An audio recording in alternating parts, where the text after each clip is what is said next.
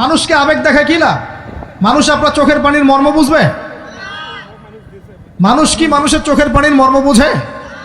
আপনার পিতা যদি মারা যায়, আমার কাছে এসে দোয়া চান কান্নাকাটি করে, আমি দোয়া করতে পারবো, কিন্তু আমি কিন্তু আপনার ফিলিংসটা বুঝতে পারবো না। আপনার অনুভূতি কে বুঝতে পারবেন?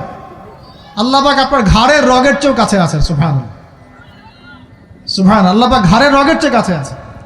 গতকালকে বাংলাদেশের একজন বরেণ্য আলেমের সাথে একটা কনফারেন্সে ছিলাম। উনি বলছিলেন যে এক ব্যক্তি